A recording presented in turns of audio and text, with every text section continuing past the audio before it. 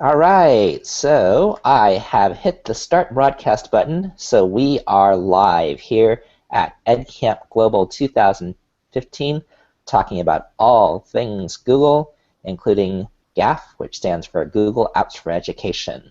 I am Craig Yen. I am a fifth grade teacher. I work over in Walnut Creek, California. It's about 8 o'clock in the morning on Saturday, August 1st, and so excited to be able to share a little bit more about Google and my experiences with it. We also have on our Google Hangout today, we have Susie. Susie, can you introduce yourself? Sure. I'm a media specialist from Indianapolis, and we have already completed 1 week of school. And I learned a lot from Craig during Not at ISTE. He did things like teach us about Google Hangouts, and I'm in a one-to-one district, a one-to-one GAFE school, so anything Google helps. That is awesome. What sort of experience have you had with Google Apps for Education? Did you just start your one-to-one within your school this past year, or how long has it been within place now? This is actually year 3, Wow. and our teachers are using Google Classroom quite a bit, and they're finding that a lot of the things that they add, a lot of the capabilities with Google Classroom are very helpful. So we've come a long way since we started a couple years ago. What sort of devices do you have there? We have Samsung Chromebooks. That is awesome. I know that I have been very fortunate. We're not one-to-one. However, we have a fixed computer lab where it is that we have Macs within those computer labs. The Macs now are about 7 years old. They do run still, though. And so they're doing what it is that they need to do, and they are able to be on the internet and be within Google and be within Google Apps for Education as well. We do have 7 viewers out there. I'm going to see if anybody would like to be within the Google Hangout itself rather than being within the question and answer portion. Please go ahead and message me, and we will go ahead and um, we'll go ahead and bring you back on in. The other thing that I was going to say about our technology situation is I've also been very fortunate through donors to be able to pick up some Chromebooks, and then I am now up to it's 6 at a time where it is that we have been getting them into the classroom, and so we have 6 that are not touchscreen, 6 that are touchscreen, which are the 720p, and then we just added, I think, 2 more, so we're now up to 14 Chromebooks, and Chromebooks are very powerful devices where it is there's just so many different options with them. What other types of things that are the teachers doing with those Chromebooks and within Google's Apps for Education besides just utilizing Classroom? What sort of things are they using there? Um, the the whole idea of the sharing, not just for the students, but for the educators, that's made a huge difference. Not having to find where something is, being able to share so easily, schedule labs, all those things have made things a lot simpler. How have you been scheduling labs? Have you been using a Google form or have you been using? We're still using calendars, and there's still a little bit of confusion. It's not perfect, but sometimes there's a little confusion over who can edit, of who owns the calendar. A person who set up a lot of the calendars left the district, and so there's a little confusion sometimes, but it still helps. You know, that a teacher can be home planning something, can look instantly, see what labs are available. Um, it's been real helpful. Yeah, I do like having those things all in one place. Um, I see a couple other people that want to be within the call. Let me give them the link, and hopefully that is the correct link. Otherwise, I'm just doing it. Yes, can or within. I have looks like Kim Thomas is along. If you open up the question and answer portion, Susie, then this is just right Okay. in Google Hangouts. This is what we're doing right now. I guess I can screen cap this and push it onto Twitter, but we can see like the different interactions that we have. We actually have 14 different viewers right now where they're asking some different questions specifically about Google or how it is to be able to access the Hangout Q&A portion. And then by us addressing the Q&A portion, even if those people are not on the camera live, for instance, your computer right now doesn't have a webcam, and yet you also are on the call live here.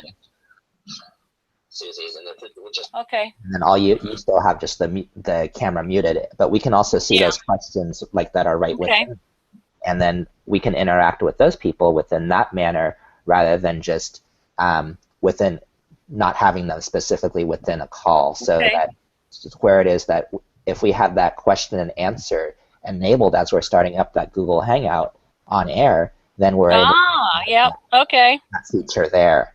If you want to talk about, let's see, Matthew, and I'm going to butcher his last name. I think it's Fratali. Is Matthew asking, Fratali? Okay. Do you know of any device that Google Classroom won't work on because they're on a BYOD or bring your own device? I am thinking. So I know that on Android devices, on Apple devices, where it is that we're perfectly fine with Google Classroom in that not only is there a Google Classroom app, but then we're also accessing a lot of those different things specifically on the tablets and on those devices themselves. And I know that if we have a PC or a Mac, then we should be okay with that. However, as a whole, it's easier. I would say I love the Chromebook because it is just, everything just works when we're accessing the internet. We're going back on over into the and doing what it is that we need to do with that. I mean, I have to say, I know from our technology support people, from their standpoint, there are so few problems with the Chromebooks because everything being web-based, it's made life for them a lot easier. They're addressing more big picture things, but their day-to-day, and even for teachers in the classroom, they're not having to address lots of problems. So I would think, would it be true that anything you can have Google Drive on would have access to Google Classroom? I'm thinking that that would be the case. I know with iPads there is some things that you have to do where it is that you have to download different applications to actually be able to edit some of those documents or some of those sheets. And then so if you're having the students do some of that work within Google Classroom and within Google Docs, Google Sheets, and the GAFE platform, then by all means that you need to have the students or someone download those apps onto their devices to actually make the rest of those types of things work. And then so, let's see. Oh, so that was the question that I was currently answering. And and that question was actually from Kim Thomas. Oh, so if I click on the question, so I guess I can only resolve them. But if I click on the question, then I can actually delete the question and be able to interact with the question. So I'm learning on things right about Google Hangouts right now as we're going, and this is perfect. This is exactly how this is supposed to go. We have someone that's just agreeing that Chromebooks just make things a lot easier. I'm actually running this Google Hangout right now on the Chromebook, and then I have Twitter in the background on another device. Multiple devices always is a good thing. I wonder if we'll ever get to the point where it is that the students have, well, I guess they always do have, technically, if you have a BYOD policy, a lot of them may have multiple devices with them. Who's this joining us? Right about Google right now. Hi, Craig. Hi, Matthew. Do you want to introduce yourself? Hi, I'm Matt Fratali. I'm EdTech in DC. Big fan of Craig Yen. Let me just put that out there right now. It's good to see you face to face. Read a million of your tweets, so thanks for having me. It is great to see you as well. What's your experience with anything Google, or what do you want to talk about? Sure. Just briefly, I I like that I'm an early adopter. It was called Right. I don't know if anybody remembers when it was called Rightly in 2006, and Google bought it from Rightly. So I've Wow. been aware on it for a while. But I'm not in a Chromebook environment yet, so I'm not a power user. But the one thing I'd like to share um, that we do well. Am I still with you? Are you still with me, Craig? Yes, you are. Okay. So the one thing we do super well, that's kind of neat and maybe a little different. I mean, everybody's does the basics, um, and somebody might not be on headphones. Just throwing that out there. The one thing that we do that's kind of nice is uh, I'm a film guy, so we make a lot of movies, and we make group movies. So we'll take a Google document and we'll split the film into like 5 chunks, like an introduction, point 1, point 2, point 3, and the conclusion. And we'll put 2 kids, all 10 kids in one Google document. They'll all write their portion of the film in real time, simultaneously. I could probably share one of these. I'll try to dig one of these documents out and share it out in chat. Although I guess the audience can't see chat, so maybe that's not helpful. Anyway, and so they make that part of the film, and the piece they write is their voiceover. And so they'll read. So the whole thing becomes a script, right? So each of the 5 chunks evolves into a script. They'll make their film portion. They'll voice over their part, and then they just share it out. I actually put the 5 chunks together, and we have ourselves a film. So that's kind of a neat. And it doesn't have to be a film. I guess you could make an English paper that way. Any collaborative writing document you can chunk out that way. So that's kind of a neat application that maybe people haven't thought of using.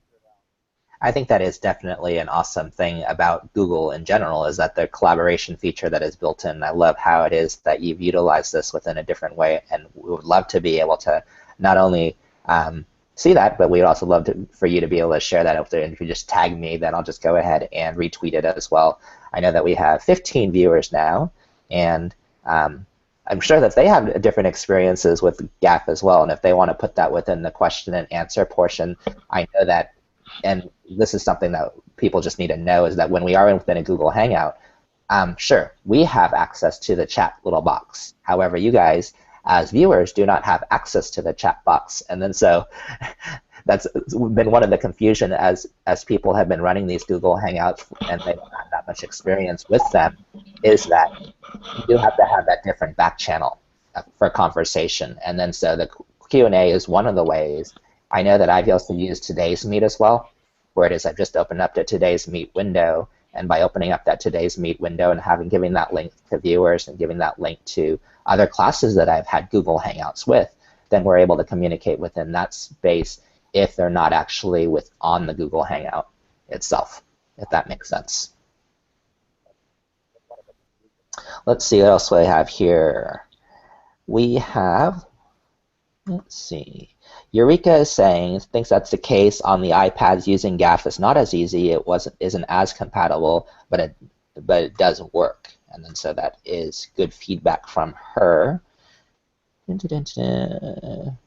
Thank you, Julie. Just saying she's a huge fan. Chromebooks seem to be all my school needs. We're a GAFE school, and iPads are okay for accessing GAFE. That's what Steve Morrison is saying. I think that is the case, but I think a lot of those things are changing, where it is that they're working a little bit more towards, I don't know, maybe they're just kind of playing more nicely together. I think that I think GAFE solves a lot of the issues about workflow on an iPad, where it is that you can do some different things as long as you can save something onto the camera roll within on an iPad or within, then you are able to share it within a different format. You can always put that within Classroom as well. And I think it's kind of interesting. I've been hearing more about Microsoft not wanting to let Google corner the school market. They're doing a lot more with their Office 365 and the sharing and everything. So I think they realize what a potent force all the sharing is. I think everybody wants into the ed tech space and into the billions and billions of dollars that are spent within ed tech each and every single year. How do you guys go about finding, deciding which, I know that, so Matt, how do you guys decide on what sort of technology to implement and to be able to put within the schools? Susie, do you want to take that, or you want me to take it? Go ahead, Matt. I'm sure you have more power than I do. Oh no, I'm plankton. I look up and I see plankton. So that's how that works. But I don't know. This is just 2 cents. Like, all right, this is a big idea, but like, I kind of feel like, and I'm wrong about a lot of things. I could be wrong about this, but I feel like, the Chromebook train's here. I almost feel like history is going to repeat itself. Like, I'm an Apple fanboy. I've been an Apple fanboy since 2003, and I'm old. I was an Apple fanboy in 1984, and it feels like history is repeating itself. I mean, Apple's just everything's proprietary, and I get it. I get why they want to be proprietary, but I mean, it's kind of inexpensive now, but it's like Android stuff is coming down so hard, so fast, and Android stuff and Chromebooks are good enough. That's what happened with PCs in the 80s. Like, Apples were better in the 80s than PCs, but PCs became good enough, and Apple just tanked. And I just it's happening I can't believe Apple doesn't see it. Like, and we're the canaries. Ed is the canaries in the coal mine, right? We are the trendsetters, and we are all in Chromebooks now, and I don't know, and it's funny. I'm going from a one-to-one iPad school into a Chromebook school, and I'm terrified. I don't know what I'm doing. I've been on GAFE since 2006, but I'm a creative. I need to make movies and stuff, and yeah. Although I just saw an awesome, God, I lost her name. She uses the YouTube video editor. Like, I've heard. I'm getting a little off tap here. I don't want to stay on GAFE, not so much get on Chromebook. You can get on anything it is that's related to Google. That's why it is that we made this all things Google. Well, great. So video is a big part of it, right? And there's a lot of people in my boat, right, Craig? I mean, we've drank the Apple Kool-Aid. 3 years ago, everybody was, and there's still a lot of people on the iPad train, and the iPad train is alive and well, and they're probably, but how do you transition? Like, okay, I don't have Explain Everything now. Now what? I don't have iMovie now. Now what? And WeVideo's okay. Yeah. I've just been told YouTube. I guess for me, it's the video piece. Like, I don't know what to do. Sure. And I know there's a few ways to do it, and it always seems like workarounds in a way, where it is that, okay, so we can go ahead and do this, and we're saying, okay, use this YouTube editor here, and just in some ways, the platform can be where it is that you're doing things where it is it just takes more from your side, not only to explain it to the other teachers, but also to explain it to the students, and just the use is not quite as intuitive as creating on the iPads themselves and just being able to use iMovie and some of those things that we are familiar with. There's definitely crossover there. And I don't think we can forget about the power of the phone and the piece that mobile computing is going to have. So, there are a lot of things you can do on your phone you can't do on a Chromebook. So, we need to consider that too. I think that. Go ahead. No, I think Susie nailed it. I think as a creative, what I'm going to have to do next year is the Chromebook's not enough. And I'm fortunate. I'm at a relatively affluent school. Our kids have phones in their pocket, and so, like, there's a new Lenovo where the camera turns around on the Chromebook. We didn't buy those, so the Chromebook as a camera is going to be very challenging. So I think Susie nailed it. I think kids using their phone in conjunction, phone as the device, the input device or whatever, and then somehow getting it to your Chromebook because it's hard to work. I mean, people say you can work on your phone, but it's hard to get work done on your phone. So I think the two tools in conjunction are where I'm going to be next year, and maybe some people are. I'd be curious to know if people are already there right now. I wonder if you can have it some way where it is that they just talk to each other, where it is that there's some platform where it is that you can just have your phone in your device and be able to just say, okay, I'm using this camera of my phone to be able to get that information right to your Chromebook right away. I know that I've done a lot where it is that I've taken pictures, and then by sharing a Google document, then I've been able to take that picture and put it right within the Google document. However, I'd love to have the video piece of it rather than just having it as still images. Well, I'm trying to think, because now the pictures from my phone go into my Google Photos, which are connected to my Drive. Do my videos do that too? They probably do. I haven't looked at it.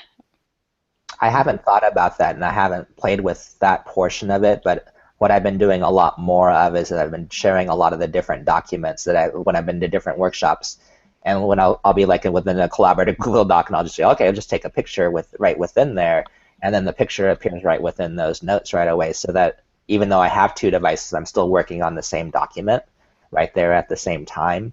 And then that way, all that information is in one spot, and I'm not saying, okay, well, oh, I remember I took a picture over at that workshop, except I'm not going to my phone, going scroll, trying to find that picture and trying to attach that back on over to the photos, all stored all within one place. I would love to have even more functionality to that. It almost seems like a workaround in a way, where I'm going insert image and and doing some of, well, in that case, I'm not going insert image, but I'm just creating right within that Google Doc. But I'd like to see even more functionality with that. And I guess that'd be something I'd also want to show the students as well, that it's not really, everybody probably nowadays will want to call it a hack, because that seems to be the term that everybody seems to want to throw around right now. But hacks or app smashing, those are in.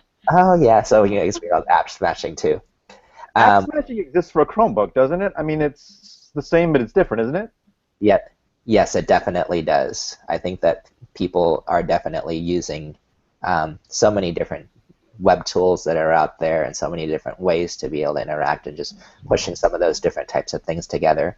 Julie was asking, if we aren't GAFE, would you still prefer a Chromebook? I think that with just the cost feature of a Chromebook, I would say definitely that would be a yes. Just not only Susie was talking about just the maintenance of them, and just that time frame where it is that 8-second startup, and then where it is that, okay, your device isn't working, let's go ahead and turn it off, turn it back on, re-log in 15 seconds later, rather than calling a tech support line to be able to say, or putting your name onto that clipboard to be able to, like a week later when there's the one district tech that happens to come around to your school, to be able to look at pieces. And if you don't have a device, sure, maybe you have one backup device. That backup device is $200, $250. Just grab a new one. Let's get going again. But something else to address Julie's question is, our teachers don't have Chromebooks, though. We still have laptops, because, for example, to use our smart boards, we need the laptops to have that software. And, personally at home, I use a laptop too, because there's still a lot of things you could do on that the Chromebook makes more difficult. So I think that we can always find isn't it a way you can always find some ways to get things done, and then it might take a little bit of creativity on your part. Marty was just commenting on the power of TouchCast for the iPads, and I definitely agree with that. Let's see. And going back to what Matt said with the iPads too, I still think the iPads are really strong in like the K2 market for the ease of kids to use them, because we have iPads for our young primary kids too. Where do you go for training about Google? This question is coming from Lindell, where she's saying she wants to know all about Google. Where's the best place to be able to find training within each piece? I have an answer, but I'm not going to give my answer yet. I'm going to toss it over to you guys. Oh, go ahead. No, I have no answers. I just have a lot of questions running through my head. I would go to Google. And YouTube. Okay, YouTube. I would have said Which YouTube. Google owns, so it's the same. Is there a specific channel that you would look at, Susie? Well, I would also go to Alice Keeler's website for everything Google and Google Classroom too. She has fabulous things. And I'm kind of self-taught on all of it, and Craig, you'd probably know more of that. Are you Google certified teacher or any of those? Do you have any of those, Craig? Or Susie, do you have any of those credentials? We're in the process. We were going to do I'm a media specialist, and we were all going to do the certification this summer when they put it on pause, so we're planning to do it this fall. And I think they changed it recently, maybe like this summer? They did. They have changed it recently. I'm going through the process right now of level 1, and I think that I'm within lesson 6 out of, I think there's 12 lessons within that there. And there's a lot of it where it is that you don't necessarily have to go through the lesson, in that if you have experience with Google at this point and have been using it, a lot of those things that you will know already. So Craig, you're an expert at this, so explain this to me. 'Cause here, I'm a pretty self-taught guy. I've got a pretty wide toolkit, but I sure would like some little credentials after my name. And so I know they changed it this summer. So here, I'll tell you what I think I know, and you tell me how close I am, because I think the audience might be interested in this too. So I have no certifications. I kind of poked around. I just Googled the Google training, and I think some of it's free, some of it's not. And I'm guessing from what you just said, like you're going through some of the free stuff now. Oh no, maybe the instruction's free and the test you pay for, and there's like 2 or 3 levels, and you do it at your own pace, and it seems pretty high quality. How close am I? You are spot on. I'm going to go ahead and screen share, and then I'm going to use the power of Google to be able to go ahead and look at this on the fly. And then so it's now split up where it is that I don't know if I did that right. Oh, actually, I didn't do that right. Let me stop screen sharing. I'm back. Let me screen share, and I'll screen share this here. It's going to do the little mirroring thing where that you see like a lot of different things. Let me go to a different screen here. I'm going to go right into Google, and we'll type Google certification. They did just change it, where there's 2 levels to the certification process. And then with that level of the certification process, I'm going to actually have to log into a different account. It'll be found within... And I think... Oh, go ahead. Go ahead. No, I was going to say another website is Shake Up Learning. I think Casey Bell, she had a lot of things that kind of explained the certification too. And in our state DOE has actually formed some Google communities to discuss it and kind of study together. So your state, you might check with your state too. So Julie says if you are going for certification, you should still look at the materials. The tests are a little bizarre. So here's, again, a question for Julie, for Craig, or for Susie. So here I am. I'm pretty good at Google Apps. I've been doing it for a long time. But I sure would like some credentials after my name. So should I just pay for the tests and take the tests? If I fail it, do I get to take it again? Should I just do the lessons anyway and sort of skim them? Like what does somebody with some proficiency do if they want to get into drink the Google Kool-Aid? I would definitely go through the little tests, and then so the tests themselves, it says if you're familiar with this. So let me just go ahead and click on. Can you see my screen? Yes. Yes. Okay, so I'm on a training, and then I finally found it. It's www.google.com/edu/training. I agree with you, Susie, where it is that you're saying that I think it was Casey Bell and Shake Up for Learning, where it is that she just did have a pretty extensive post re-explaining this certification process. And then so that would be definitely something to be able to look at, to be able to say, hey, this is what's going on. And then so this is the training center for Google, and they just have split it up into level 1 and level 2. And so if I scroll down, you can work back on towards your goals, and it tells you more about the certification process. If I actually sign into this account here, and where it is that I'm doing the training, I'm going to go ahead and point out to you, Matt, where it is that you are talking about specifically, do I have to go through this whole process of saying, okay, so that we're doing, okay, we have one type of thing, one where you're saying, do I have to go through the whole lesson itself? I would say no. And then so we're saying, hey, choose the right path back on for you, where it is that they have fundamentals training and where it is that they have advanced training. Right now I am on lesson 5 of 13. And then so if I click within this one right on over here where it is that they're looking at fundamentals training, sure. So this right here, this whole, I think they might call it a unit or a lesson, but then they have specific portions of this. So for instance, I have to find out more information about bringing meetings online.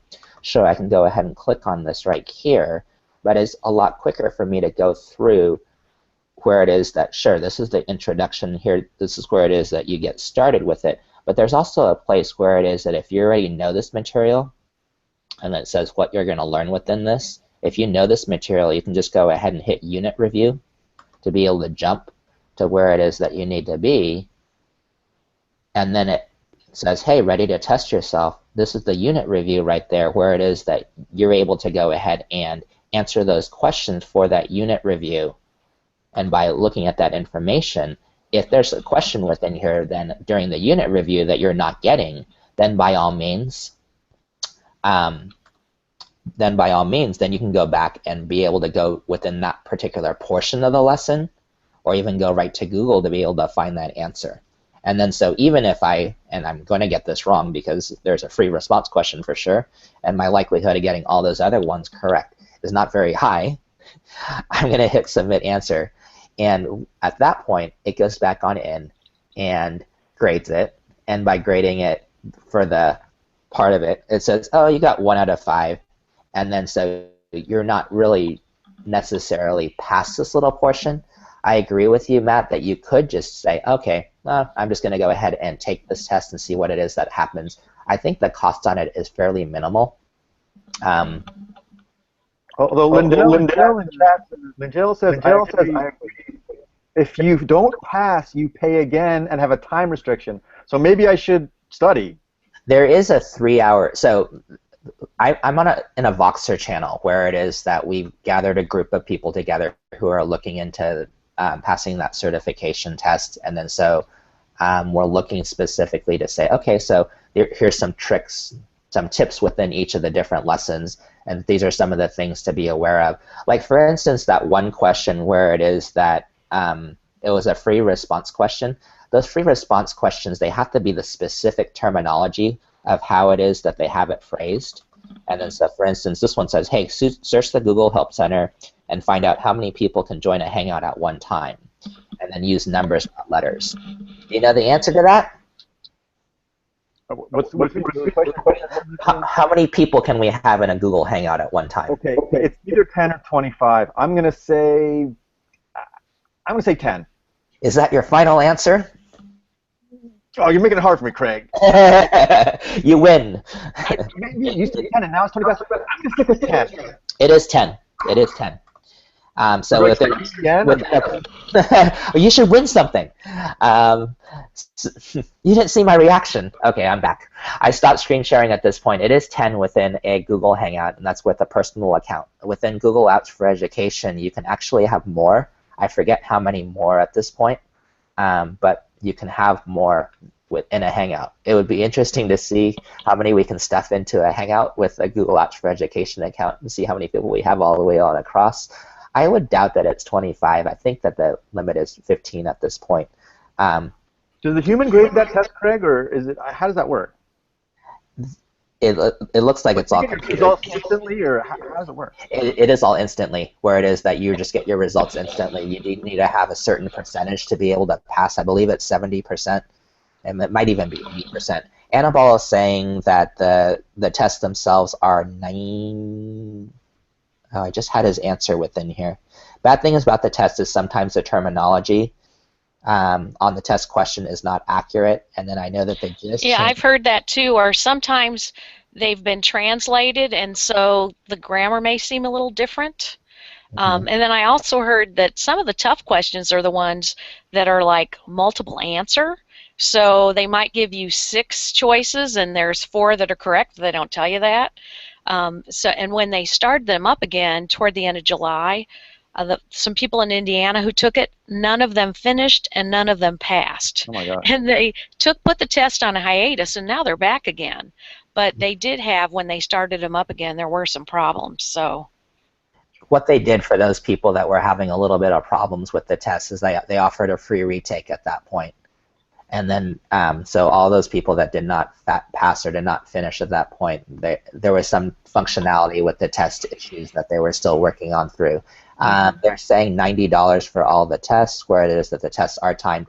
And then people that within the Voxer channel, they're saying, you know, how sometimes when they say it's like an hour test or a 2-hour test, that you're okay, well, I can finish that within 15 minutes.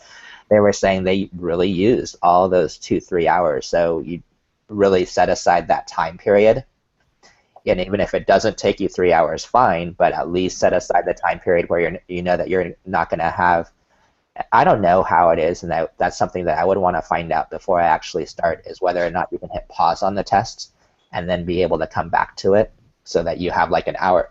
3 hours is a long time for anybody to be able to sit and just keep on working and working and working and working and working. However, if you can like work within hour spurts, then that'd be something that I would want. Here's another question for you guys. So here's what I think I know. Tell me how close I am if you know. So right now I feel like there's 3 or 4 levels. I feel like there's like I'm a Google educator. Maybe now there's a level 1 and a level 2. And what that says is, hey, so again, I can do all the studying for free. I can pay X dollars and I can take a test, and that puts a little stamp on me. And that means I know GAFE, basically. And then I feel like there's another level above that, which I've seen in people's Twitter, like Google Certified Ed Trainer or something. I guess that means I'm allowed to train other people on GAFE. And then I thought I saw like somewhere, like there's like a Google Innovator. Like how do I get, what is that? How do I get that? The Google Innovator at this point is the new term that I'm feeling and that I've seen at this point for those people that have gone through the Google Teacher Academy. And then where it is the Google Teacher Academy, none of them have been announced for the 2015, but there is an application process to be able to be within the Google Teacher Academy. In the past, they've given preference for the Google Teacher Academy to those people that have gone through the certification process. And then so if you have, it looked like there's level 1, there's level 2, and then after you go through level 1 and level 2, you also have that option to become a Google Certified Trainer by taking more tests. And then to be able to pass that and to be able to have those qualifications. I think there's always different people's philosophies on whether they need to actually have something after their name and what it is that these letters after their name actually do for them.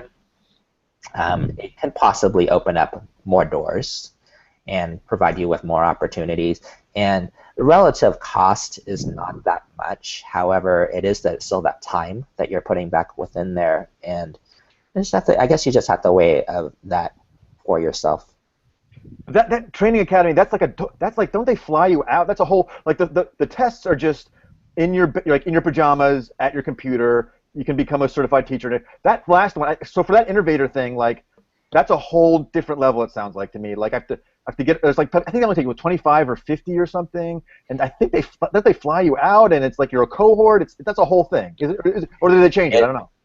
It is a whole cohort where it is that they go through a whole process, and where it is that the typical cohort is around, I think that it's in the hundreds, where it is that's like 80 to 100 people within a particular cohort, and some of the cohorts are larger than others, and then typically it's like usually it's about 3 or 4, and sure, they are flying to different places. However, it's not Google that is flying you out. You are doing this on your dime. And it's very competitive to get in. Definitely. There's a whole process. Susie, what do you know about the process? And you submit a video as part of your application, and the people who've done it said it's one of the most fabulous things they've ever done, but it's very competitive. And I think that's one of the things where it is that you build that relationship with that cohort, and where it is that you're just in communication with that cohort. And we see that within our Twitter feeds as well, and within the different social media feeds, where it is that people are posting their videos of what it is that they're submitting in Google for the Google Teacher Academy, and it is just very inspirational to see somebody summed up within that little video and what it is that they put together. And some people are just so creative with those videos and with that process. But I think that I agree with you, it is a whole nother level. I didn't see an application on the website anywhere. Maybe I missed it. It's a summer thing, I feel like. And are they still going? Did they just finish for this? I haven't seen any tweets or I just finished. Like what's going on now? Did they cancel it for a year because they were retransitioning, or does anybody know anything? I'm not sure when it is that it's coming back at this point.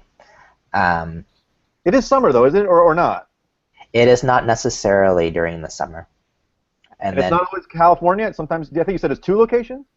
It's multiple locations all over the world. And then so I know that they had one over in, if I'm not mistaken, it was over in Singapore, or maybe it was just because Tara is over in Singapore right now, and that's the first one that's popping up into my head. Mm-hmm. Yeah, on their website, if you look up the Google Teacher Academy, it says 2015 dates and locations to be determined. There's not a lot of 2015 left, so. Definitely. So they might have put it on hold while it is that they were transitioning some of the different things here. I know that one of the cohorts, and that was in 2014, was actually at was in Mountain View. And so it was Google Teacher Academy Mountain View right at the Google headquarters. And so I was so jealous of those people that were being able to attend right there. And so it's just a whole, it's a different experience for sure. And then it more is about those relationships that you're continuing to build with with everyone that's there. And then so it's just like the relationship that we're building with all of our personal learning network, where it is that we do have a lot of people that aren't necessarily on the call, but they're adding a lot of content back on through the window. And just appreciate everyone that is out there just having this conversation, just asking these questions, because it is how it is that we learn. Yeah, I wonder if there's anybody in the audience that would like to add in the chat over there if they're certified in anything about their experience. Mm-hmm. Scrolling back on through to see if we missed anything. Kim Thomas is saying that they purchased a number of Chromebooks and they can use as backup. I know that we had the SBAC testing, and then so some of the Chromebooks that we had within our room were used as backups because it was just easy enough to be able to have that as an option.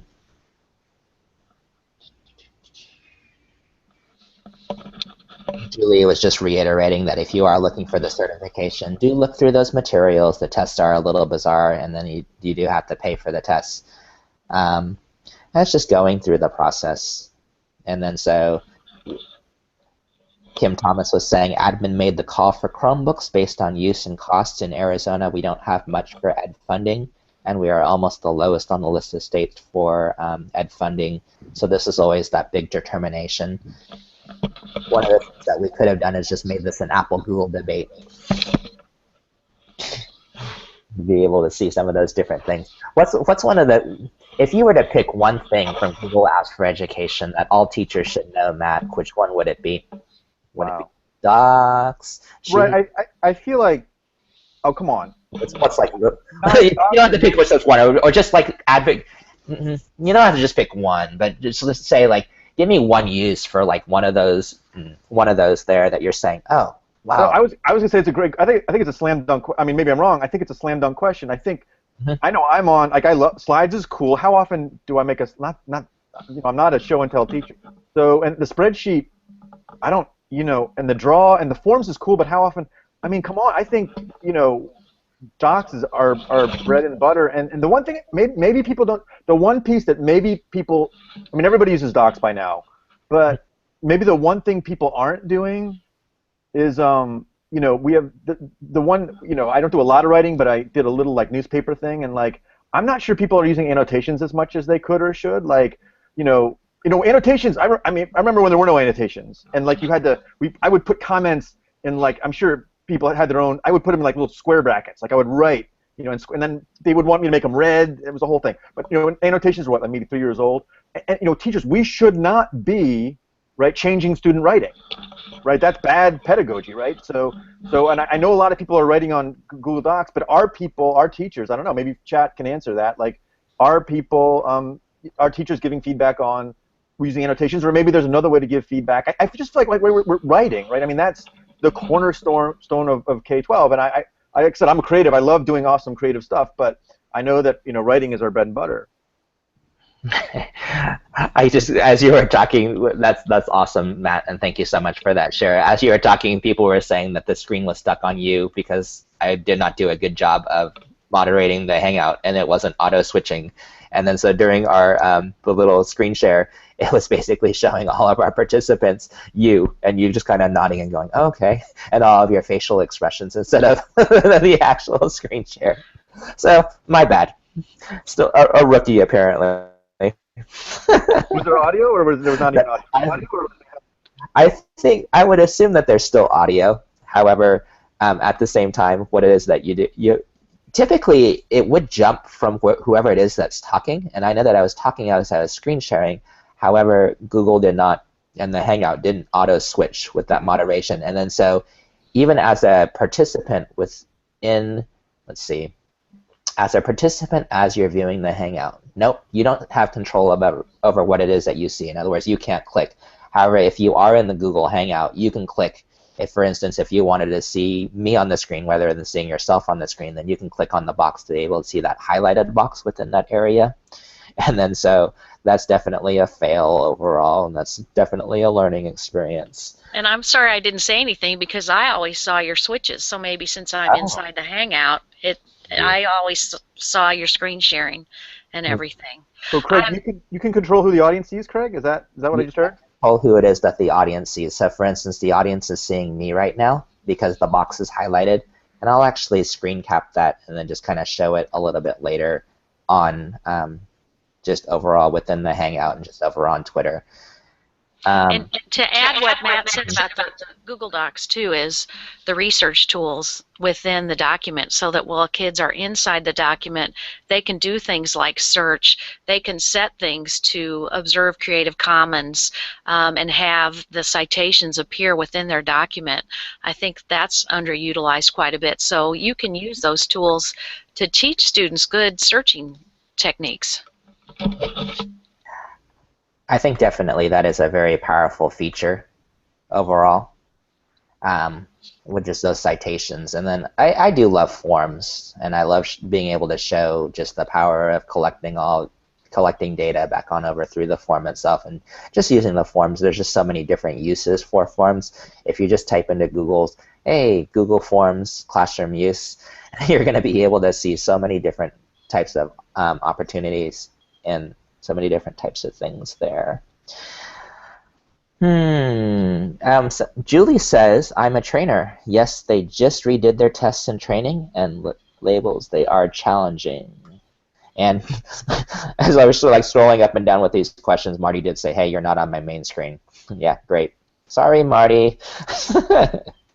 You guys aren't helping out over there. You guys should have been like scrolling up and down in these questions, or we should have been resolving these questions along the way. That way we didn't see. There's only so many of them to be able to see overall. Well, I needed to watch it because for a while the oldest questions were on top, and then the newest questions were. So how does that work? How does it prioritize the questions? Is there a rhyme to the reason? Oh, is it the pluses? That's what it is. Pluses rise to the top. Is that what's going on now? I think yeah, so. That's how it works. So new questions could go at the bottom for all we know, right? Yeah, so the new questions are probably buried at the bottom. And then so, let's see. So is there a chat is there a chat functionality? Like, this is like a question functionality. I get it, but I swear I did this like a year. I'm bad at Google Hangouts. Didn't there used to be like a chat functionality? We have a chat functionality with being within the Google Hangout. So along with the audience, right? But none for the audience. I don't. That's crazy. I don't really. I see where it is that you're going with that. I wonder why the back channel, right? You get the back channel on Twitter. That's terrible. I wonder why they chose to do it within that format. Why it is that they just don't allow those people right within the chat. Because it's almost like the same type of thing, where it is that even somebody could put a comment within the Q&A portion, where it is it's a totally inappropriate comment, where it is that you'd have to delete that comment back on over because someone got your event page. It'd be the same type of thing within chat. And people are using, please use questions as comments. Like, we don't have chat, so the questions is the best that we can do with chat. Please, we want to hear what you have to say. I'm just stunned that, so Craig, on your end, there's no, like, I don't know, and it's weird, like, from the audience perspective, I can only see two things. I see showcase and Q&A. I'm not even sure what showcase is like. I think it's like, here's me. I'm not sure either. I would have to actually do a little bit more research within that. To be able to figure out what it is that's going on there. And the other part within this chat feature, or within the question and answers feature, there's like some good information that's being shared within this. And then if it was a chat, I'd be able to say, hey, archive all of these chats. And I wonder, and I don't think that this is the case, that these Q&As don't really go anywhere, because there's like good information being shared. For instance, Annabelle was saying, hey, this is where it is that you find the GAFE certification policies and the frequently asked questions. However, I don't really necessarily have a way to save that anywhere. I guess I could have opened up, what we could do, for instance, is probably open up a Google document right within the Google Hangout itself and paste some of these links back on within there to be able to know where it is that things are at. It's actually funny here. It looks like Julie did something and has some sort of document here. I wonder what this document is. Let me go to a different window and just click on it and just figure out what it is. It has like all of the things with docs and with the little edit here. It is from Edcamp Leader Florida, where it is that she was sharing that SmackDown from there. And so now I have that open within a different window. Wow. Looks like some good information there, and I guess I'll share that out at a later time as well. It says, Eureka is saying that Showcase is just the broadcast. Yeah, Showcase shows the information about Craig as the leader, is what I get when I click Showcase. I haven't done one of these in years. How old is this UI? Has this been around for a while? Is this relatively new? I think they just do minor tweaks within the UI. And then I think that I haven't seen a lot of added functionality to the UI. And the question and answers feature is actually fairly recent, like within the past maybe 6 to 8 months. So when people watch the recording of this, since it was a Hangout on Air, will they see the questions on the side, or will they just see the screen? They will just see the screen. Okay. Even I don't know if they can scroll up and down. That would be kind of. Actually, I'm not sure. In other words, we're gonna have to rewatch the Hangout because in a way, I'll rewatch the Hangout at some point. But in a way, what I can do and it should be that anybody should be able to do this rather than just me, where it is that I can hit a select the question, and by selecting the question, I can say, okay, I'm currently answering this question from Julie, who's asking here about the GAFE testing. Gave the address for the GAFE testing center. And I should be able to anybody should be able to not only click on a question to be able to, it brings it up. There's a little button that says select. Do you guys have that button that says select? I don't believe so. It says select on the button itself, and the select on the button, by hitting select, it pops it on up to where it says currently answering. Okay. At that point, I can go ahead and answer that question overall. I do see. Okay, I do see currently answering. I've been watching. I'm doing more watching, obviously. And when you, I've been on the receiving end, on the audience end. When you click that button, I think I know what happens. Is on the audience really does see a blue box appear. It says currently answering, and all the other questions disappear, and only that question appears. And then I guess do you have like a finished answering button? Because then I think the question like literally disappears. I don't know if you can get it back. It does. It literally disappears where it is that you can hit done, and then it just says, like Kim Thompson says, hey, thanks for great discussions on ideas and suggestions, and then she has to go, thank you, Kim, for watching. I'm going to hit done there, and then that question goes away.